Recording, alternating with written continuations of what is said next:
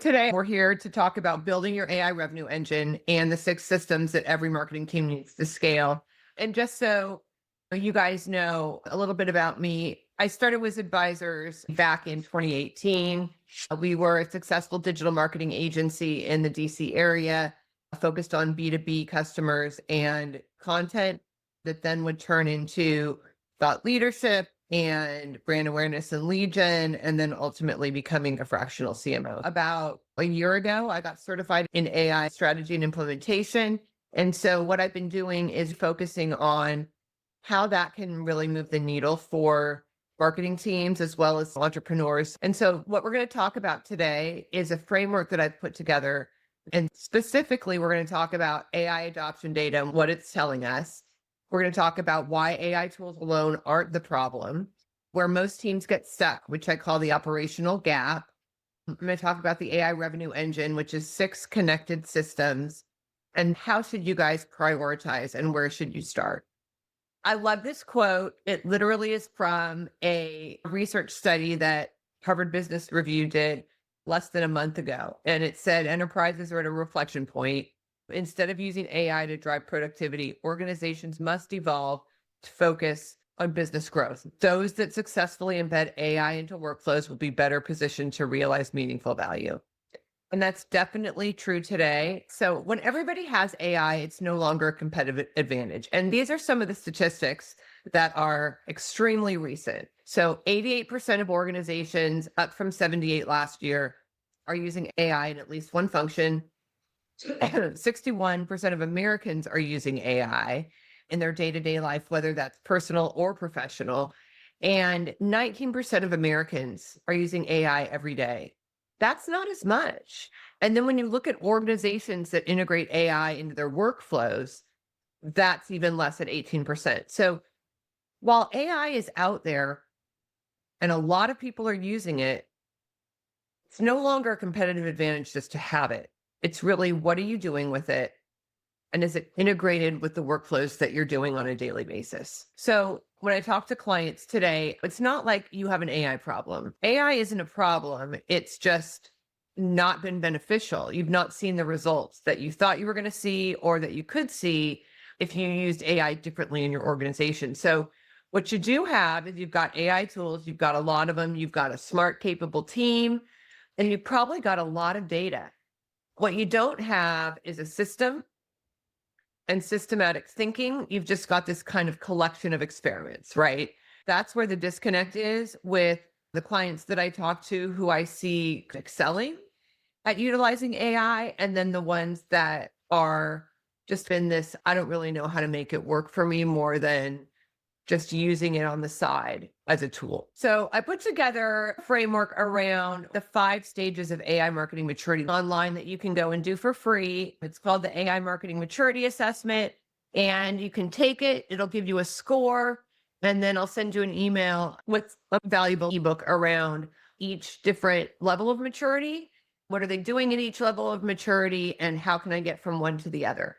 And so from a curiosity standpoint, that's when you're looking at AI as an individual, definitely not as a team and definitely not as an organization. You're just looking at AI and what it can do for you. And you're probably testing it, but not even on work time. When you look at experimentation, that's where you're piloting AI tools. Different people on your growth team are using AI. Maybe some people are using it in the CRM. Some people are using it to do content. Some people are using it to build workflows, but it's not in any way together. Then workflow integration is when you actually start embedding AI into your daily tasks and automating it. You set up automations typically in your CRM, or you can set them up using connectors like Zapier and make.com. And you're building these workflows to help you see productivity. And you are starting to see some productivity, but it's not really hitting your revenue line. It may be helping you feel like, okay, I'm being a little bit more productive on a daily basis. Maybe I can do a little bit more things, but you're really not seeing your sales be affected at all. 4 is systems integration. And this is where things start to make more sense. Your CRM is now starting to be connected with your LLMs like Claude and ChatGPT. Those are connected. You're also connecting to other platforms to do maybe your writing or maybe your outbound sales or maybe your marketing content. Everything's starting to come together. It's integrated. And now you're actually starting to see the benefit from campaigns that are starting to get better, conversions that are starting to get better. And then finally, AI revenue systems. And we'll talk about those because that's the main focus of today's conversation, which is building an AI revenue engine and the 6 systems that you need. So those are the 5 levels. If you want to take the AI maturity assessment, you guys will get a copy of this deck. And there's a link right there. You can just take it and it's free and you can see where you're at, right? Experiments are easy, systems are hard. So only 18% of companies right now have integrated AI into their workflows. I mentioned that earlier. Experimentation, it's pretty easy to do that, right? You can generate content, you can test prompts, you can use tools, and you can kind of do it on your own, right? You don't need any kind of leadership to tell you what to do. But when you start to think more in systems, more in architecture, then it's operationalizing it. So how can I operationalize this and have everybody doing the same thing, standardize it, put guardrails on it, and really start to see the benefit across the organization? You're going to have your systems that talk to each other. You're going to have data that's clean. And then you're going to actually be getting insights that you can use to improve your campaigns, improve your marketing, improve your sales on a real-time basis. So the fix isn't adding more tools to what you guys have got. It's having one connected engine. And this theme is going to go throughout what I talk about today, but being connected, being integrated into one engine is going to really help. This engine is going to have 4 layers. It's going to have initially a data layer. So unified customer and behavioral data, that's the basis of your engine. You're going to add workflows to that. You're going to have automated workflows, whether they're inside your CRM or they're outside and they're going from your CRM into other tools. You're going to have your customer engagement data. That's going to allow you to see how people are mildly interested to, oh, I'm really interested. And then personalizing their journeys. And then finally integrating all these various platforms so it all makes sense under one roof. And so that's what an AI revenue engine is. The operational gap is when you have your tools all over the place and they're disconnected, when there isn't any integration with your CRM and with the other tools that you have, and no kind of underlying architecture that's joining them together, you're not going to get real outcomes. You're going to get some bits of productivity, which is nice, but from an organizational standpoint, is it really worth it for me to use all these tools? It might be if you're using the right tools and you do an impact analysis to understand which are the top things I should be going after and prioritizing them and understanding how much they cost and how much they're going to give you in revenue. That's the key. And I'm going to show you how to do that. And so WIZ Advisors AI revenue engine framework is a set of 6 systems. You've got your intelligence system. You start with your intelligence and then it feeds into your demand gen.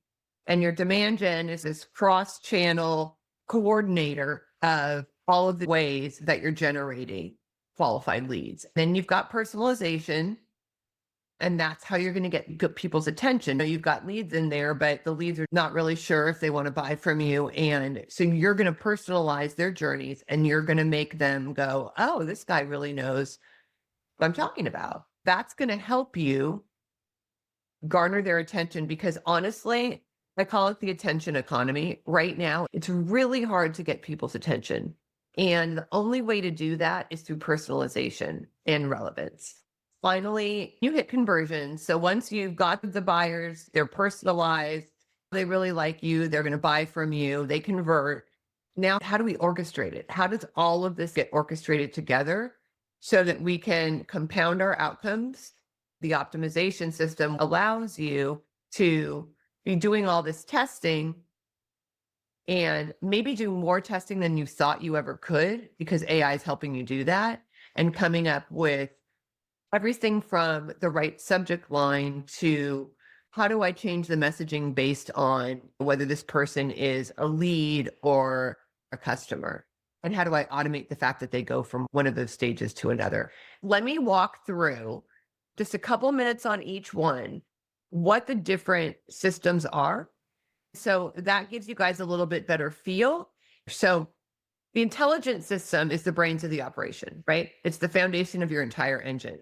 And quick note here, this is not your strategic foundation, which as a strategic marketer, I see that as your brand, your positioning, your ICPs, your messaging, your offer strategy.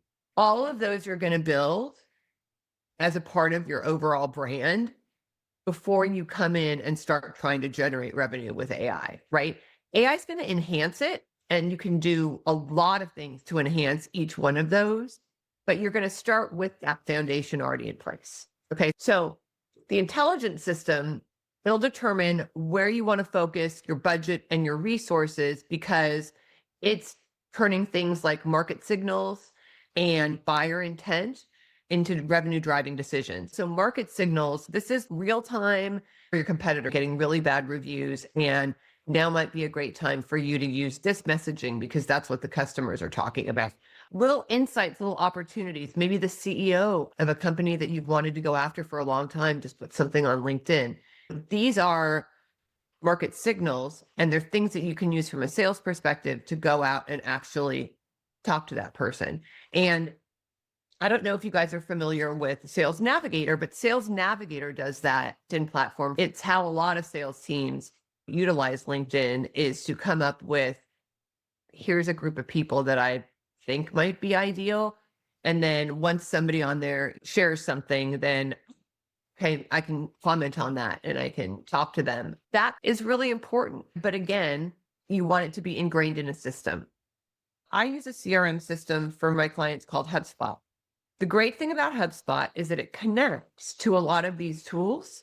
So you're getting all of this information back into one place. I know Salesforce does it too. I know there's several different CRMs that you can use that do this, but being able to get those market signals and having them come back to one place where you can get them and act on them is important.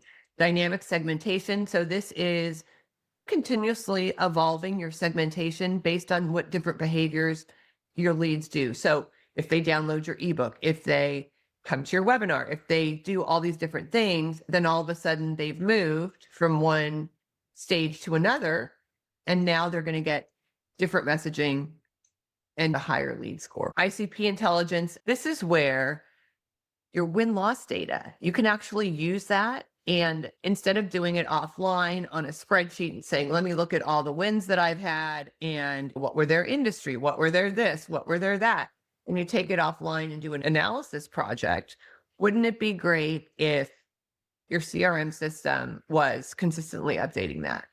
And the systems like HubSpot do that. ICP intelligence allows you to be super, super relevant. And in this day and age, when attention is one of the biggest things that you're trying to get, relevance is important. Lastly, buyer intent, real-time intent data. Are they out there researching for the things that I'm selling? And you can get that kind of insight in HubSpot, also in tools like Apollo. How do we bring it back into one place where we can act on it and build workflows with it? So that's your intelligence system. Your demand gen system is next. So once you've got all this intelligence, now you want to go out and build your pipeline. So this particular system helps you create and capture demand across every major growth channel. So you need to have within your demand gen system all of your different channels like SEO, paid media, your outbound channel, your content creation and distribution, your social media, your AI search. You want to have the ability to see what's going on in all those different channels in one place. And you want to be able to capture that so that you can build automations around these potential prospects. You guys know AI search has become the big deal, right? Everybody's talking about it. One thing that you can do to help your AI search capabilities is you can have a tool like a HubSpot or any other content tool help you write your blogs, articles, or website in a way that the AI search will pick it up. That's the main thing that you need to do right now.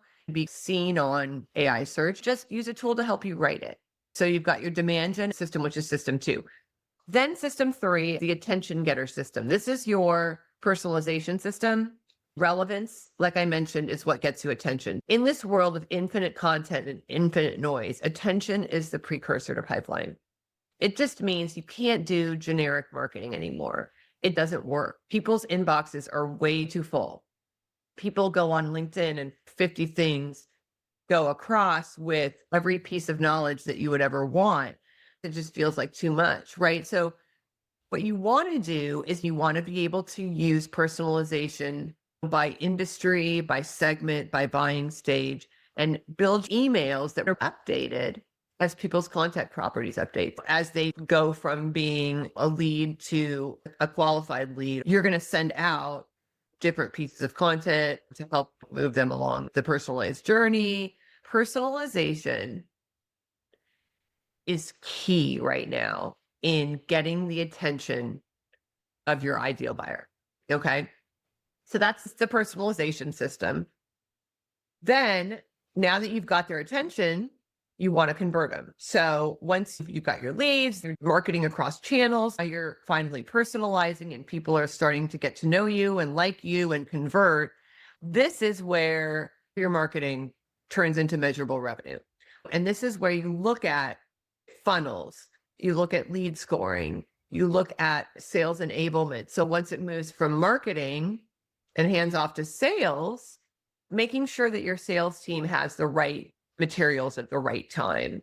Then offer optimization, looking at pricing and tiers and all of that stuff, and constantly evaluating it and updating it based on the buyer. And so these are 4 of the most crucial systems, getting it to that conversion stage. Once you get it to the conversion stage, now all of a sudden you need something, some system that's going to connect it all together. And it's going to help so that each system isn't working separately and leads aren't falling through the cracks. Everything's being moved on in a very systematic way. Revenue opportunities don't expire because you forgot to get back to them. You've got a CRM that's got data that's flowing in and out of it, and it's your single source of truth. You're using workflows now, which are AI triggered workflows. You don't need human intervention for these because they're AI triggered. They're rules. If this, then that. Data syncing, orchestration, if everything is integrated, it's going to be syncing. Everybody's going to be utilizing, like I said, this single source of truth. Importantly for data sync 2 is enrichment. And enrichment has become really important because you're only going to get certain pieces of data from your buyers. And so trying to fill all that in is important for many things. Personalization, you can't be personalized if you don't have complete data. And so syncing the data, if you're getting it from various different sources, is really important. And then intelligent lead routing. So the orchestration system is what allows you to send the right leads to the right reps, to the right sequences, to the right campaigns for their industry or their role. And it just makes the whole system get smarter over time. And then finally, 6th system, this is optimization. And these are not new words to you guys if you're on revenue teams. You know what all of these different things are. It's just important to look at them as one system where each one helps the next one become better. And then you've got it optimized so that you're constantly learning and constantly compounding the outcomes that you're getting. And so you can look at your reporting from one place and you can see how your campaigns are getting better, how your conversion rates are getting better, all of those different things because you're utilizing these systems all together. And so The big question, if I were you, would be, okay, this is great, Stace. This is a lot of information. Like, where do I start? Right.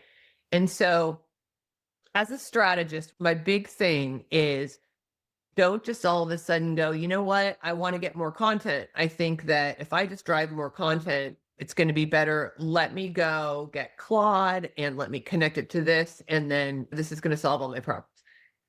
Before you choose any platform, you should be asking yourself these questions first is where are you spending most of your time? And what work can AI absorb or accelerate? Where are the bottlenecks? Why is the pipeline slowing down? Is it because you have so many things on your plate that you can't get everything done? What is it? And then finally, where's revenue leaking? What are the gaps? And if you don't know the answer to those, that's the great thing about a value mapping exercise is we go through system by system. What are the jobs that you're doing? What are the goals that you have? What processes are you using? What assets are you generating? How manual is it? We also look at maybe some things that you weren't considering that might help you optimize that particular system. And then based on what your goals are, what your tech stack looks like, what your data looks like, here are some of the gaps. And here are the opportunities that are going to most move the needle for you based on your individual circumstance as a company. And not all AI opportunities are equal. So when you're looking at prioritizing for AI, whether you're just looking at one system or you're looking at your entire revenue organization, where is it going to directly have impact on my pipeline and on closed revenue? And if you can't draw a line to it, deprioritize it. Speed to implement. How long is it going to take me to be operational with this process and using AI? And is it going to be weeks? Is it going to be quarters? Is it going to take a whole redo and it's not going to be until next year? That's an important piece of the prioritization. And then finally, data readiness. I'll harp on this a little bit only because it's the number one reason why AI projects get delayed. The data just isn't ready. You didn't realize that of your 10,000 contacts, only 2,000 of them have the company name in there or the industry in there or whatever it is. And then now all of a sudden, I can't do real personalization because my data isn't complete and it's not accurate. So you have to put things on pause until you do that. But maybe you've got some quick hitters that can use the data that you have and can make a significant impact. Do those first while you're working on the other ones. So let's just look at three potentials. These could be three opportunities that would score the highest for you. Let's say you want to do some better targeting. You want your ICPs to have three different segments and you want to use your closed won data to dynamically update it. Then you're going to be spending, let's say 30 to 50% less on your marketing because now all of a sudden you're not putting your ads in front of these people because these people aren't going to convert. You want an ICP builder or you want to do a funnel auditor. And all of these are things that we would get to when we do your value mapping. And so your funnel auditor could drive higher conversion and you look at your funnel analysis and you see where are the leaks happening. Oh man, if I had an automated response after somebody downloaded my content, it would have improved my conversion rates by 15, 20%. Great. Let's put that in place right now. And then finally, something like a lead scoring. And it's based on behavioral data and ICP data and firmographics. And maybe that would really help because you've got salespeople and they don't really know where to prioritize. So let's give them a better idea of where to prioritize. And it's a 20 up to 40% reduction in time to revenue. Strategically, this is what we would do. We would do interviews back and forth, 20 to 30 questions. You would come up with answers to those questions. And then based on speed to ROI, based on revenue impact, and based on complexity and data, they sit in this opportunity matrix. If they're on the top right with high impact and high speed to ROI. Those are your quick wins. You want those, and you want strategic bets. Those are going to take longer, but we want to do those. So let's maybe do some of those at the same time.